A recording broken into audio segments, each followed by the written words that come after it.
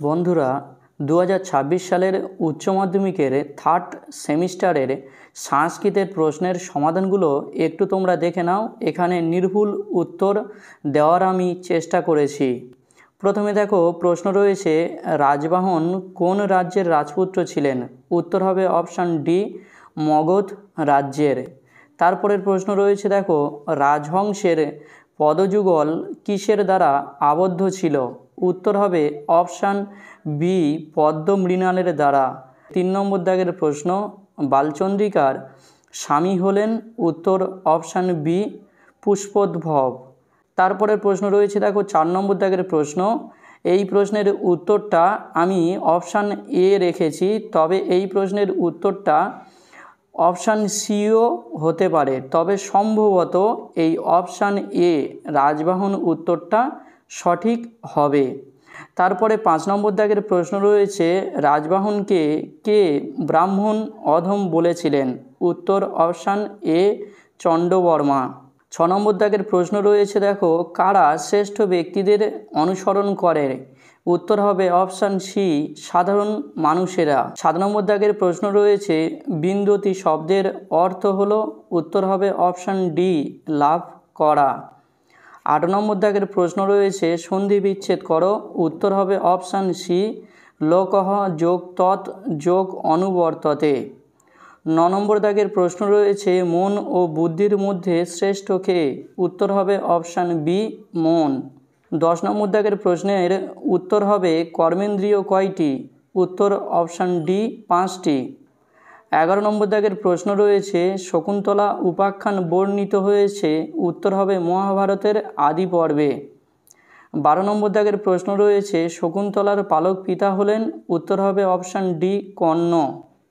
13 নম্বর দাগের প্রশ্ন রয়েছে, কো নম উষ্ণদেকং নবমল্লিকাং সিঞ্চতি, কে কথা বলেছিল?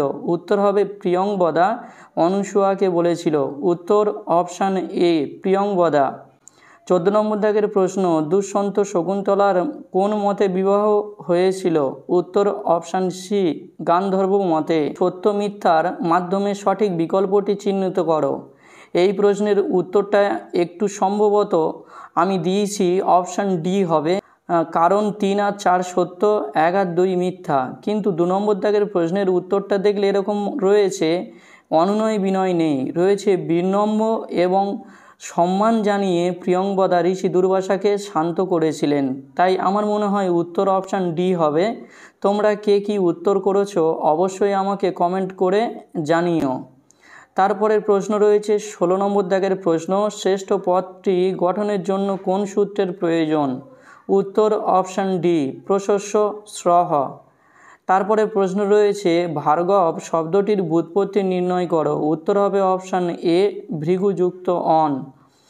এরপরে 18 নম্বর দাগের প্রশ্ন রয়েছে, আত্মপ্রীতি অর্থে ড্যাশ, এখানে উত্তর হবে অপশান ডি, যশ। 19 নম্বর দাগের প্রশ্ন রয়েছে, বুদ্ধিযুক্ত ড্যাশ সমান সমান বুদ্ধিমান। উত্তর হবে অপশান বি, মতুব। 20 নম্বর দাগের প্রশ্নের স্তম্ভ মিলানো রয়েছে, আমি এখানে স্তম্ভ মিলিয়ে দিয়েছি, তোমরা দেখে নাও। উত্তর হবে অপশান ডি। 21 নম্বর দাগের প্রশ্ন রয়েছে, অপবর্গে কোন বিভক্তি হয়? উত্তর হবে অপশান সি, তৃতীয়া বিভক্তি। এরপরে 22 নম্বর দাগের প্রশ্ন রয়েছে স্তম্ভ মিলানো, এই স্তম্ভ মিলানোটাও আমি দেখিয়ে দিয়েছি, তোমরা দেখে নাও। উত্তর হবে অপশান সি। 23 নম্বর দাগের প্রশ্ন রয়েছে, রেখাঙ্কিত শব্দটির কারক বিভক্তি নির্ণয় করো। রামঃ বনং গচ্ছতি। উত্তর হবে অপশান বি, কর্মে দ্বিতীয়া। 24 নম্বর দাগের প্রশ্ন রয়েছে, কারক শব্দের ব্যুৎপত্তি হলো ক্রিযুক্ত নুল প্রত্যয় সমান সমান কারক। 25 নম্বর দাগের প্রশ্ন রয়েছে, স্বতন্ত্র কর্তা সূত্রটি কোন কারকের? উত্তর হবে অপশান বি, কর্তৃ কারকের। 26 নম্বর দাগের প্রশ্ন রয়েছে, ভাব অর্থে অব্যয়ীভাব সমাস নিষ্পন্ন পদটি হলো? উত্তর হবে অপশান ডি, নির্জনম।